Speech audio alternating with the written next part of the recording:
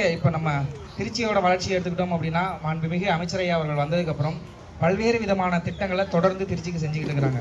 இந்த முக்கியமாக சொல்லணும்னா இந்த ரயில்வே மேம்பாலம் கனெக்ட் பண்ணாமல் கடந்த 10 வருஷமாக அப்படியே இருந்துச்சு.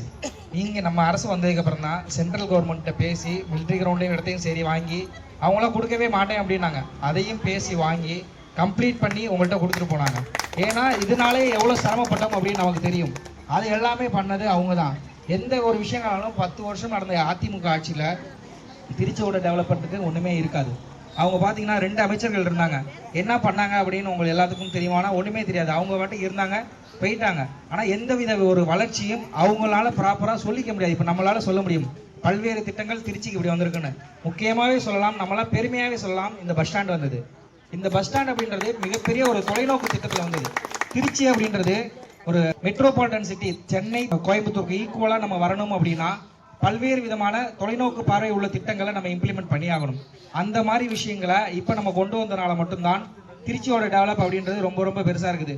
இப்போ இங்கே வந்துட்டு பஸ் ஸ்டாண்டை பெரிய ஒரு லார்ஜ் வால்யூமில் இடம் இதில் போட்டனால இப்போ சிட்டிக்குள்ளே இருந்துச்சு ரொம்ப ரொம்ப கன்ஜெக்டடாக இருக்கும். இங்கே அப்படி கிடையாது, நல்லா பெருசாக போட்டுக்கிறாங்க.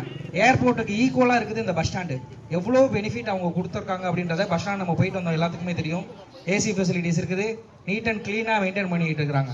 இந்த மாதிரி விஷயங்கள் தொடர்ந்து கழக அரசு அமைஞ்சதுக்கப்புறம் மாண்புமிகு அமைச்சர் ஐயா அவர்கள் வந்ததுக்கப்புறம் தான் நிறையா விஷயங்கள் பண்ணுறாங்க.